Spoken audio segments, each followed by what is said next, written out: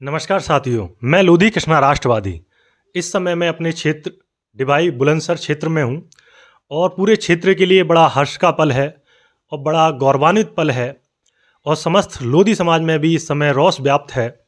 आप देखेंगे कि हमारे क्षेत्र से हम तो फिल्मों में ही सुनते आए हैं कि राष्ट्रीय जांच एजेंसी, जिसको हम एनआईए कहते हैं, और फिल्मों में ही सुनते आए हैं कि जो आतंकवादी गतिविधि होती हैं उनकी सूचना वगैरह, उसके बारे में हमने फिल्मों में ही देखा है। हमारे क्षेत्र से शायद भैया पहले ऐसे व्यक्ति हैं जिनका राष्ट्रीय जांच एजेंसी में सिलेक्शन हुआ है। सबसे पहले धर्मेश भैया, आपको बहुत बहुत बधाई। धन्यवाद। तो कैसा रहा सफ़र? शुरुआत से बताइए हमारे दर्शकों को कि कहाँ से आपकी शुरुआत हुई, किस तरीके से आपने विचार किया कि मुझे इधर जाना है, तो शुरुआत से थोड़ा बताइए। मेरी जो प्राथमिक शिक्षा मेरी यहीं सरस्वती शिशु मंदिर डिबाई और सरस्वती विद्या मंदिर डिबाई। इसके बाद में मैंने हाई स्कूल की परीक्षा कुबेर इंटर कॉलेज डिबाई से उत्तीर्ण की थी। उसके बाद मैंने 12th की परीक्षा जो है सूरजभान सरस्वती विद्या मंदिर शिकारपुर से की थी। इसके बाद मैंने लॉ गाज़ियाबाद से की थी। गाज़ियाबाद से लॉ करने के बाद हमारे ही परिवार के माननीय श्री रमेश चंद्र दिवाकर जी जज जो हैं, उनके मार्गदर्शन में मैंने तैयारी शुरू करी और उसके बाद में मैंने कई न्यायिक परीक्षाओं में साक्षात्कार दिए, पर वहाँ मुझे सफलता नहीं मिली। उसके बाद मैंने जब ये पब्लिक प्रोसिक्यूटर एनआईए में रिक्ति निकली तो मैंने जो परीक्षा दी और उसके बाद लिखित परीक्षा के बाद में साक्षात्कार हुआ और साक्षात्कार के बाद में आज ये परीक्षा उत्तीर्ण करने के बाद में मेरा ये रिजल्ट आया है। तो बड़ा ही रोचक रहा, क्योंकि हम लोग सोचते हैं जैसे जो बच्चे क्षेत्र के हैं जो कुबेर इंटर कॉलेज में या सरस्वती विद्या मंदिर में पढ़ते हैं, तो सोचते हैं क्षेत्र के जो बच्चे हैं वो सोचते हैं कि शायद हम ऐसी कोई एजेंसी में या इस तरीके से क्षेत्र से भी हम बड़ी बड़ी सेवाओं में जा सकते हैं। तो एक बहुत बड़ा एग्जाम्पल है। और देखा जाए तो अगर किसी बच्चे को तैयारी करनी हो तो वो कैसे जा सकता है? क्या चरणबद्ध, क्या स्टेप्स हैं कि अगर उनको वो फॉलो करे तो आपकी तरह बन सकता है? क्योंकि अब लाखों बच्चे, हज़ारों बच्चे वो आपको एक रोल मॉडल की तरह देख रहे हैं और वो चाहते हैं कि हम भी ऐसा कुछ करें। देखिए, शिक्षा आपका माध्यम कुछ भी हो सकता है या आप शिक्षा कहीं से भी ग्रहण कर सकते हैं आप, परंतु आपके अंदर जो जज्बा या मेहनत जो है और सही मार्गदर्शन अगर आपको मिल जाए तो आप कोई भी मुकाम हासिल कर सकते हैं शिक्षा से। और जो अभ्यर्थी परीक्षा में लगे हुए हैं, मैं भी उनसे यही कहूँगा कि एक योजना बनाइए, मार्गदर्शन लीजिए और आप जिस क्षेत्र में जाना चाहते हैं उस क्षेत्र के जो विशेषज्ञ हैं, क्षेत्र में हैं या अन्य संस्थानों में हैं, उनसे मार्गदर्शन लीजिए। आपको जो है निश्चित सफलता मिलेगी। एक लोधी समाज को लेकर के इस समय काफ़ी रहता है कि शिक्षा में कहीं ना कहीं पीछे है, लीडरशिप में कहीं ना कहीं पीछे दिखाई देता है। लेकिन वर्तमान में कुछ समय देखें जैसे पिछले 7-8 सालों में तो काफ़ी एक रिवॉल्यूशन देखने को मिला है लोधी समाज में। तो आपका क्या विचार है? आपको क्या लगता है कि इस समय इस समाज ने करवट ली है या अभी भी कहीं ना कहीं शिक्षा की कमी है? देखिए, लोधी समाज भी अब करवट ले रहा है, शिक्षा में आगे बढ़ रहा है और जो सरकारी संस्थानों में या प्राइवेट संस्थानों में जो अच्छे पद हैं उन पर आसीन हो रहा है। इसका सबसे बड़ा ये है कि जो हमारे समाज से लोग जो अब उच्च पदों पर जा रहे हैं वो समाज में अग्रणी भूमिका निभा रहे हैं, शिक्षा की ओर प्रोत्साहित कर रहे हैं लोगों के लिए, और ये अच्छी बात है। ये करना भी चाहिए क्योंकि जब आप सफल हो जाते हो तो आपका दायित्व है कि जो आपके तबके में या आपके जो आपका बरादरी है उसमें जो है उन लोगों को ऊपर खींचें जो लोग आ सकते हैं ऊपर शिक्षा के माध्यम से। तो जैसे अब आप आए हैं राष्ट्रीय जांच एजेंसी में, जो आप चयनित हुए हैं, तो कैसा कार्य रहेगा? थोड़ा सा क्या करता है, कैसे, थोड़ा सा और लोगों को बताएं कैसा कार्य रहेगा आपका? राष्ट्रीय जांच एजेंसी का कार्यस्थल या इसका जो संभाग है ये काफ़ी बड़ा एरिया है इसका।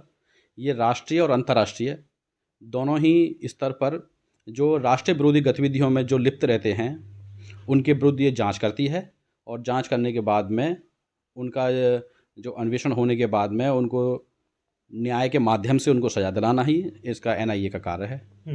आपका क्या कार्य रहेगा? मैं इसमें अभियोजन अधिकारी के पद पर मेरा चयन हुआ है जब एनआईए अपनी जांच समाप्त करने के बाद में न्यायालय में जब भेजती है तो हमारा कार्य रहता है कि जो सरकार का जो एनआईए का पक्ष है वो न्यायालय में रखना और जो भी इसमें अभियुक्त हैं उनको सज़ा दिलाना। चलिए, परिवार में कैसा माहौल रहा, किन का सबसे ज़्यादा सपोर्ट मिला?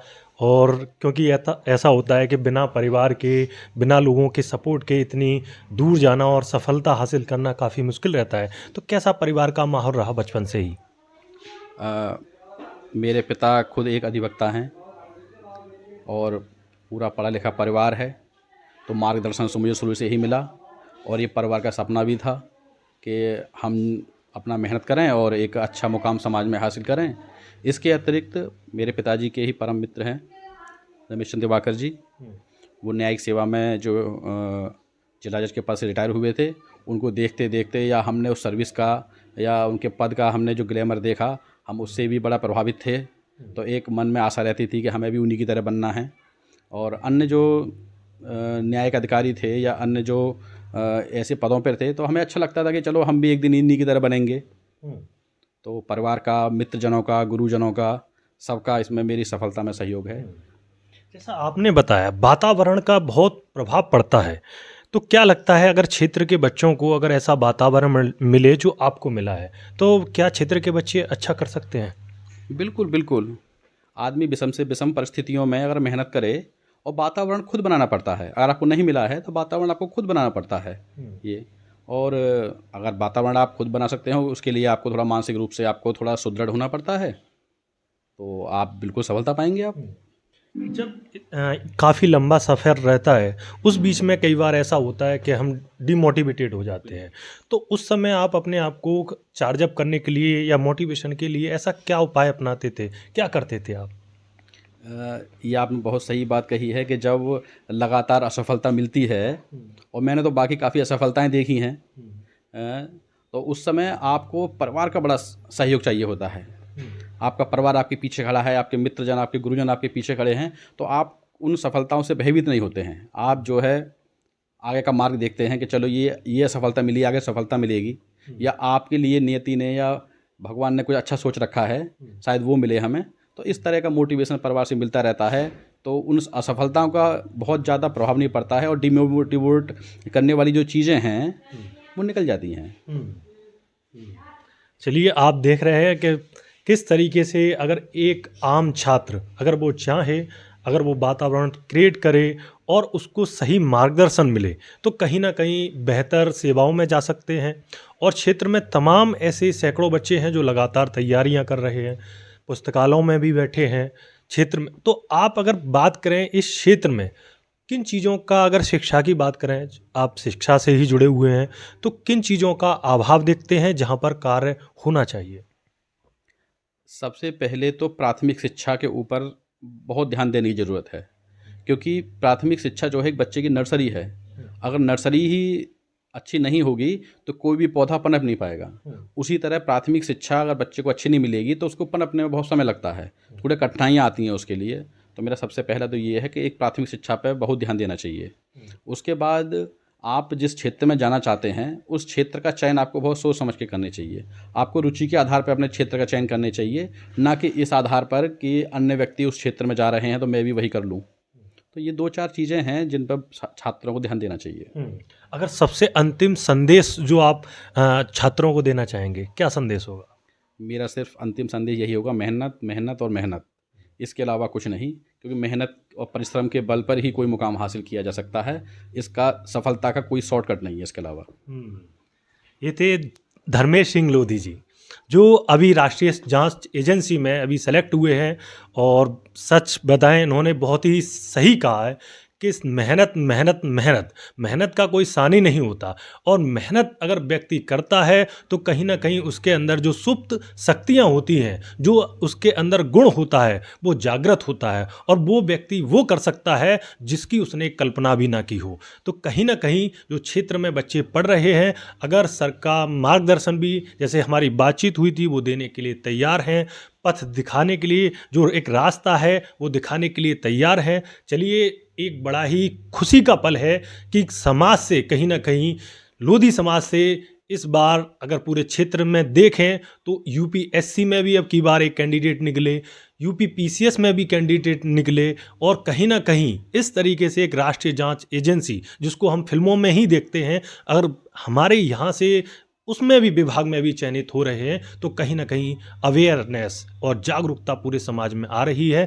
चलिए हमारे साथ बने रहिए और ऐसे ही हम आपको प्रेरणादायक लोगों से मिलवाते रहेंगे और साथ ही साथ क्षेत्र में अच्छे विकास के कार्य के लिए कार्य करते रहेंगे। और आप हमसे जुड़े रहिए। मैं कृष्णा राष्ट्रवादी आपके साथ जुड़ा रहूँगा। कैमरामैन अजय लोधी के साथ बहुत बहुत धन्यवाद।